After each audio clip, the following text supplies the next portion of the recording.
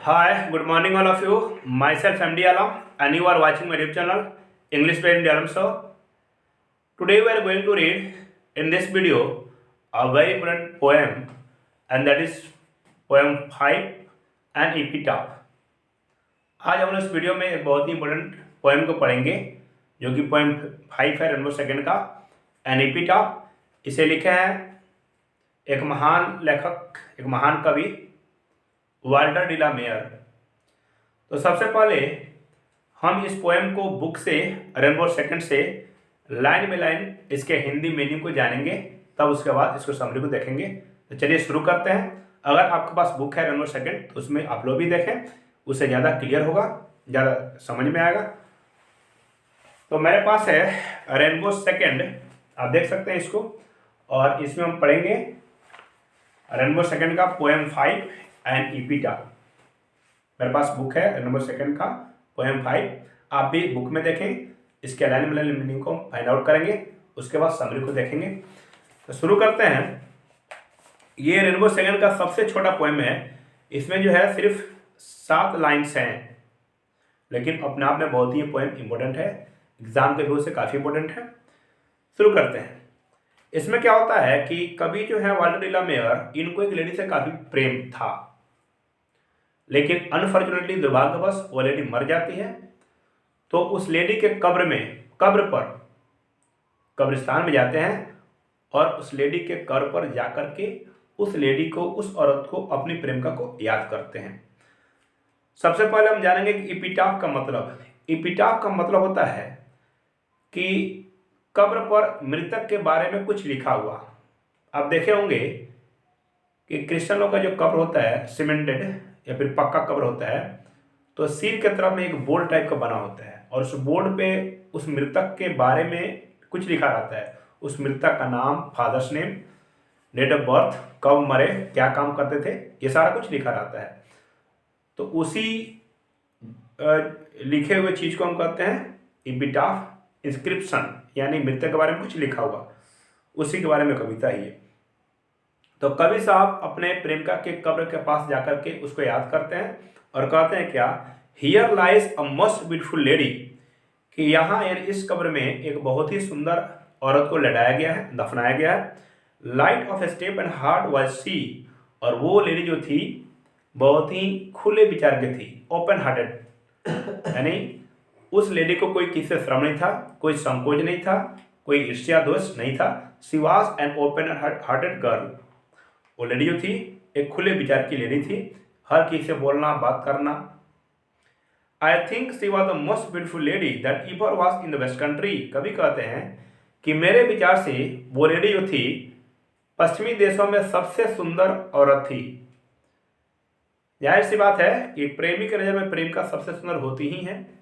तो कवि के अनुसार वो लेडी जो थी वो वेस्ट कंट्री में, पश्चिमी देशों में सबसे सुंदर लेडी थी। आगे है, but beauty vanishes beauty passes. ये लाइन नंबर 5 बहुत ही इंपॉर्टेंट है। ये आता है एक्सप्लेनेशन में, और इस लाइन में एक रहस्य भी छिपा हुआ है, एक बहुत बड़ा मीनिंग छिपा हुआ है। इसको हम समझने का प्रयास करेंगे। करें क्या, but beauty vanishes beauty passes. Beauty सुंदरता, वेनिसेस लुप्त हो जाना, गायब हो जाना, ब्यूटी पासेस।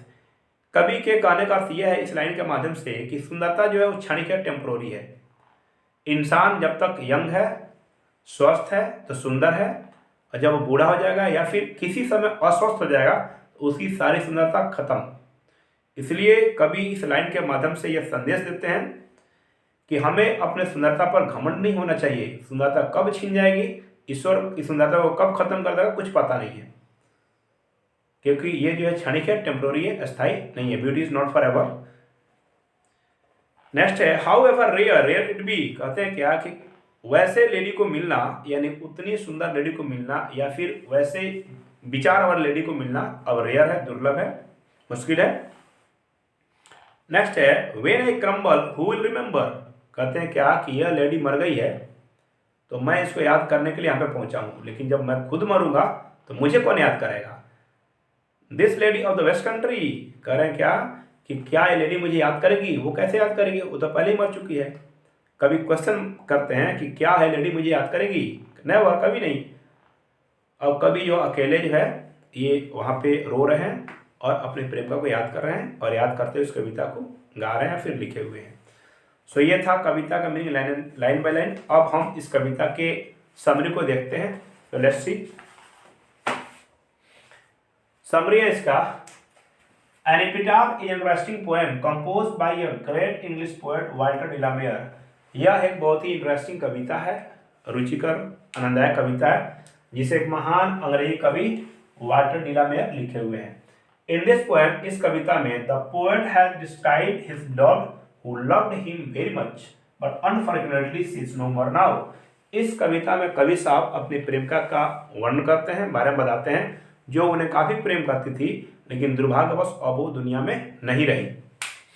आगे है, इन द प्रेजेंट पोएम, वर्तमान कविता में the poet shows his love with his beloved who is no more now। वर्तमान कविता में कवि प्रेमिका के प्रति अपने प्रेम को दर्शाते हैं जो अब दुनिया में नहीं है। He goes to her grave and remembers her। कवि अपने प्रेमिका के कब्र के पास जाते हैं और उसे याद करते हैं। The poet says that, कवि कहते हैं कि she was an open-hearted girl।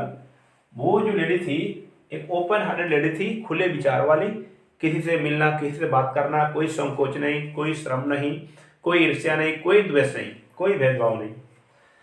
She was the most beautiful lady in the west country।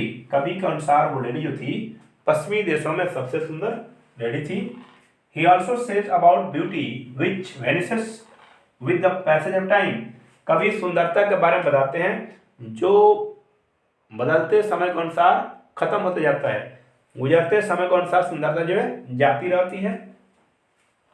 सो इसलिए we should not be proud of our beauty। इसलिए कभी हमें सलाह देते हैं कि हमें अपने सुंदरता पर घमंड नहीं होना चाहिए, सुंदरता कब चली जाए इसका कोई गारंटी नहीं है।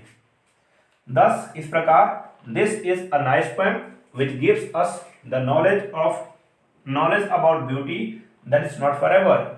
इस प्रकार यह एक बहुत ही अच्छी कविता है जो हमें सुंदरता के बारे में ज्ञान देती है कि सुंदरता जो हमेशा के लिए नहीं होता, यह क्षणिक टेम्पोररी होता है। Really the language of this poem is very simple. वास्तव में इस कविता की जो भाषा है बहुत ही आसान है, बहुत ही सिंपल है। So I think that you have got lots of knowledge from this video. तो चलिए फिर नेक्स्ट वीडियो के साथ मिलते हैं, जब तक के लिए थैंक यू, बाय बाय।